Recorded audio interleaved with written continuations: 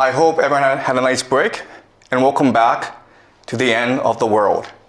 So as you know, World War III has started. The United States and Israel have started to attack Iran. And we are now in the 4th day of this war. And we can expect this war to last for many weeks, possibly also for many years. But I promise you that after this war is done, the world will never be the same again. So what we will do these next few weeks is use game theory and understand and analyze the geopolitical situation. And so I'm going to teach you the ideas, the theories, the techniques to understand the world around you and make predictions. And we can know if our analysis is correct because all this is happening in real time, and so we can test it against reality. All right, so let's go over some basic facts about what's happened so far. So in the early morning of Saturday in Tehran, the Israelis and Americans launched a decapitation strike against the Ayatollah Khamenei, who is the supreme leader of Iran. Now, there are arguments and disputes about as to what happened. The Americans and Israelis said that they had real intelligence about where the leader was, and so they sent airplanes to just bomb the crap out of the place. They also had a spy who was able to record the body of the dead Ayatollah, and then this was announced. At first, the Iranians denied this, and the Iranians insisted he was still alive. But eventually, state media admitted that he did die in the airstrike. But then what they also said is that the Ayatollah, he's 86 years old, and he chose to die. He could have gone to Moscow, but instead he chose to stay in Tehran and die for his people. But not only that, but he died along many of his relatives.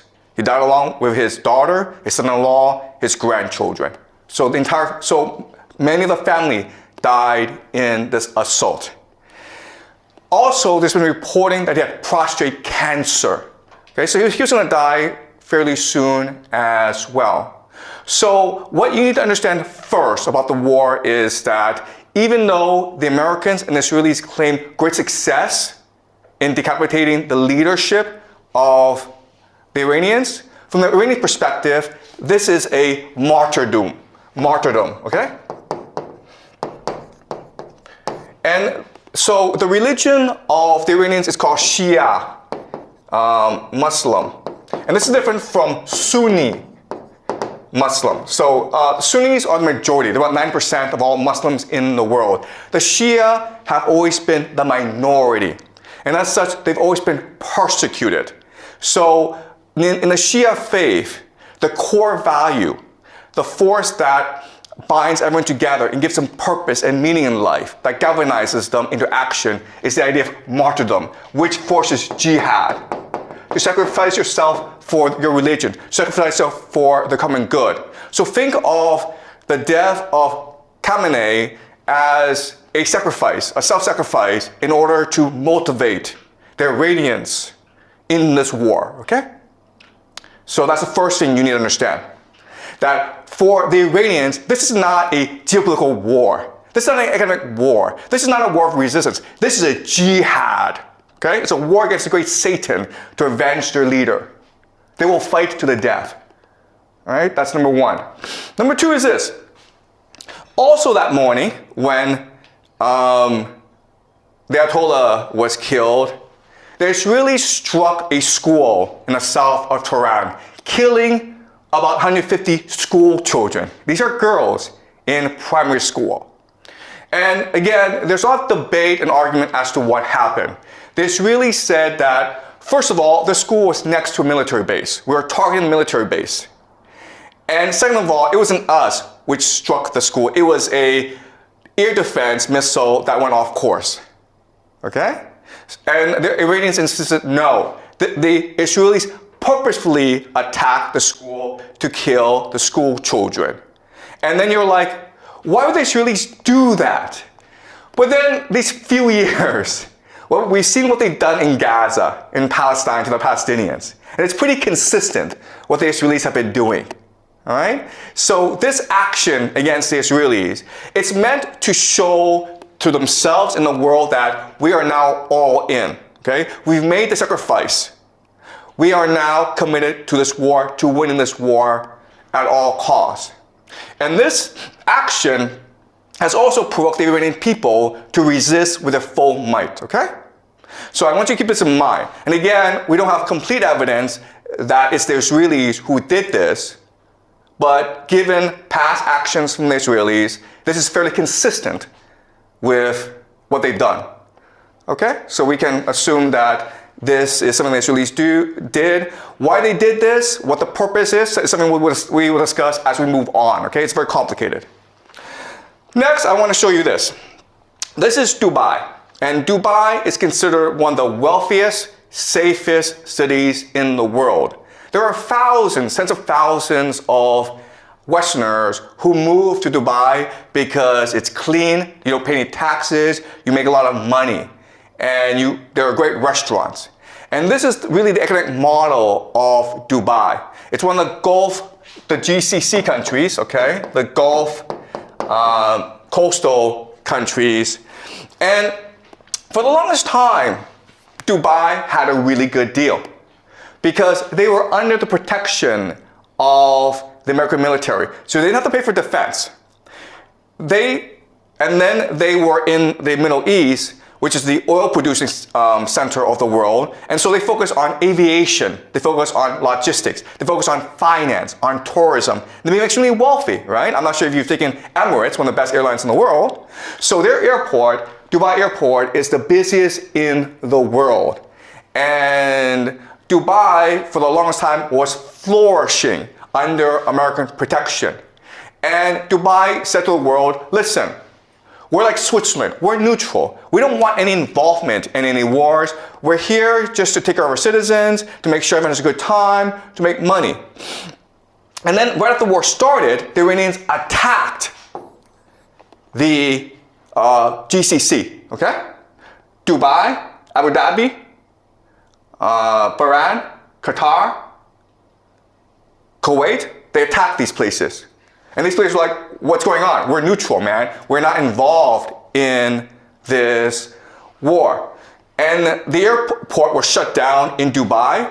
At one point, the rich people in Dubai were willing to pay about $250,000 US just to get on a plane and get out of there. Okay? So, the reality is this. For the longest time, Dubai had a reputation for being safe, and that's why people moved their money there. Guess what, guys?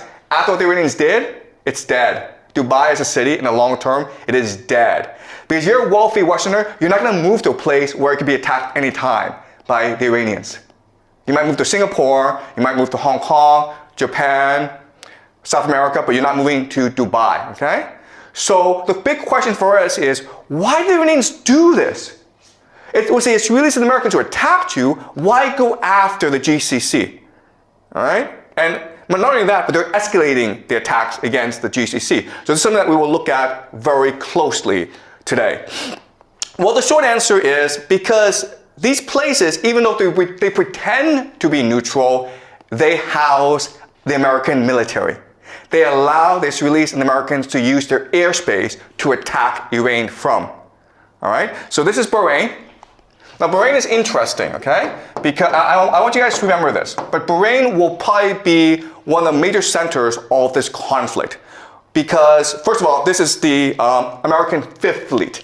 All right? This is their naval base in the Middle East. And as you can see, the Iranians are attacking it with missiles. And it's being blown up. Bahrain is interesting because it has about 50% or even more, okay, Shia, which is the religion of the Iranians. But the people in charge are the Sunnis. And so what makes this strike really important from our perspective is, first of all, not only are the Iranians attacking US military assets, not only are they destroying the economies of the GCC, but they're also trying to ignite a religious war, right? Because you're Shia, you're loyal to the Ayatollah. And if he's dead, then you must, as a religious obligation, now commit jihad against your enemies. And it's no different in other religions where, listen, if you want to kill the Pope, the Catholics would be really angry at you and they would want to kill you, right? So now you have the Shia who will probably eventually arise, creating a revolution in Bahrain, okay? So I think Bahrain will be the first to fall. Dubai will probably go bankrupt, okay? But in the long term, we can expect the entire GCC area, including Saudi Arabia, to eventually collapse, okay? And so this is something we'll use game theory to understand. All right, let's continue. So we will know how this war develops just based on geography, okay? So this is a map. And this map, even if you don't really know the war, even if you don't know the participants, even if you don't know the weaponry, this map will tell you exactly how this war will progress. All right, so some certain things to keep in mind about this map. This is what we call this area, okay, really small, it's 33 kilometers wide, okay? People can swim across it. It's really, really narrow, okay? This small area, guys, it's called the Strait of Hormuz, all right? And it's important because it's really the center of the world. This one area is the nexus, the pivot of the world. Let me explain why. First of all, from the GCC, you have 20% of all the world's oil flowing through this narrow strait. Where does it go, guys? It goes to Asia, India, Pakistan, South Korea, China, Japan. India depends on 60% of its oil from this area. China depends on 40%. Japan, 75%. Prime Minister Takaichi of Japan has said that, listen, if the Strait of Hormuz closes, we will run out of oil in about 8-9 months. The entire Japanese economy would collapse in 8-9 months if the Strait of Hormuz were to close. And guess what? The Iranians have closed the Strait of Hormuz. Okay? So we can expect that the entire global economy will suffer greatly over the next few months. All right, so that's point number one. Point number two is, okay, so the GCC sends oil across the Strait of Hormuz, and what do they get back in return? Food, guys. All right, so people don't appreciate the GCC, but it is really the linchpin of the American empire. Because what is the American empire? The American empire is the petrodollar. All right? The idea of the petrodollar is this. The US dollar is worth nothing. It's only valuable if people want it. But the GCC says that if you want oil from us, you have to pay us in US dollars. Okay? Then that is the basis of the value of the US dollar. So, if the GCC collapses, the American economy and the American empire both collapse at the same time. The problem, though, is that GCC is an artificial construct of empire. It does not exist naturally. Why? Because there's no food, there's no oil, no water. Okay, guys? No food, no water. So these cities are able to grow in the millions because of all these petrodollars flowing in. If you close off the Strait of Hormuz, there's no food coming in, right? They're all going to starve. How much food does the GCC get from overseas? 80%. 80% of all the food it consumes comes from overseas, that it imports. It does not grow by itself, it imports. All right? So the Strait of Hormuz is really key. And again, the Iranians will close it in order to strangle the global economy and therefore bankrupt the American empire. All right. Second thing you will notice is these mountains. These mountains is what we call Iran. All right, this is Iran. This is GCC. Okay, this is not a fair matchup, right? Because these are mountains. And what can you do in mountains? Well, you can hide rocket bases. You can hide drone bases. You can hide missiles. And that's the entire Iranian offensive strategy. All right? From here, they can hide missiles and drones from which to attack the GCC. And what are they attacking? They're attacking three things, right? They're attacking American military bases. American military bases. That's number one. Okay? Is it possible for the Americans to defend against these attacks? The answer is no. It's not. It's the silliest thing in the world. You have all these bases in the Middle East, but you cannot defend them against the Iranians. That's kind of strange. Okay, but that's number one. Number two is oil and energy. How hard is it to blow up an oil field with a drone? Not hard at all. Can you defend these oil fields? No, you cannot. All right? Number three, and this is most important, is water. Okay? You guys don't know this, but the GCC has little access to fresh water. So the only way that it can produce water is what we call desalination plants. Okay? These factories that take salt water and then through an electrical chemical process turn it into fresh water for the population to use. 60% of the water supply in the GCC comes from desalination plants, okay? 60%.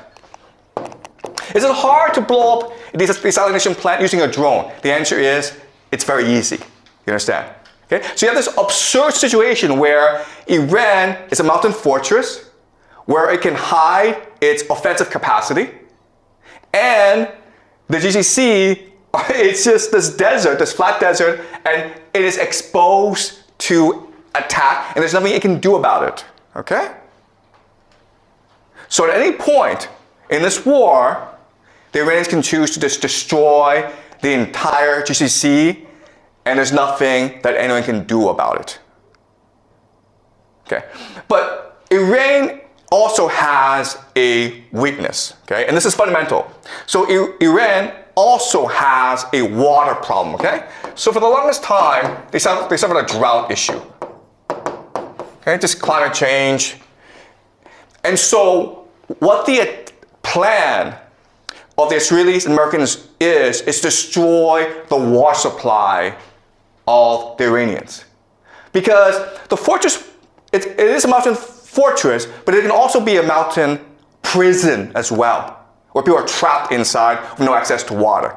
Okay, so what we're going to see right now, we're already seeing attacks on civilian infrastructure, hospitals.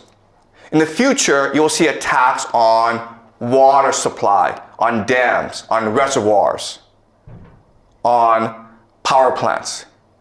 The point, the idea is to make Iran so inhabitable that the people will have to rebel against the people, or there'll be a refugee crisis in Iran.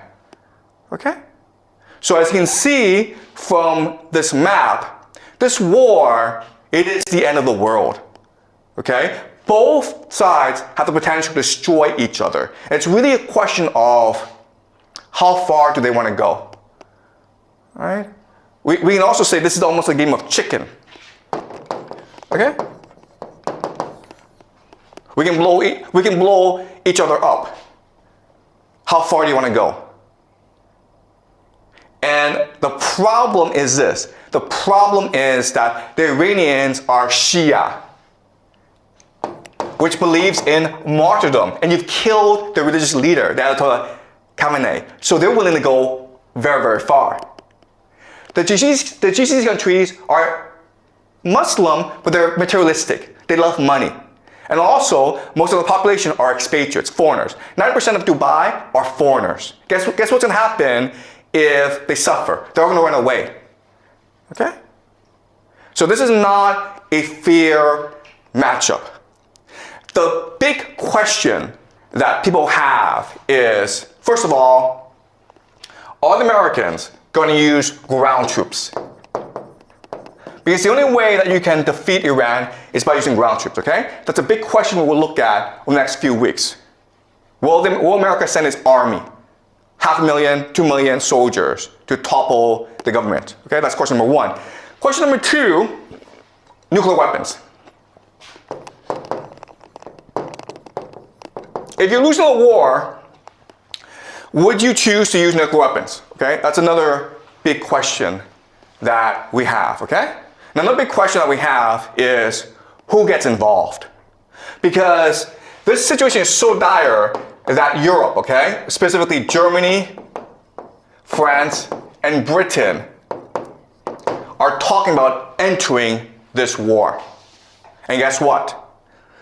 If that happens, it is possible that Russia and China will also enter this war on the side of the Iranians. This is World War III, okay? Because of the importance of the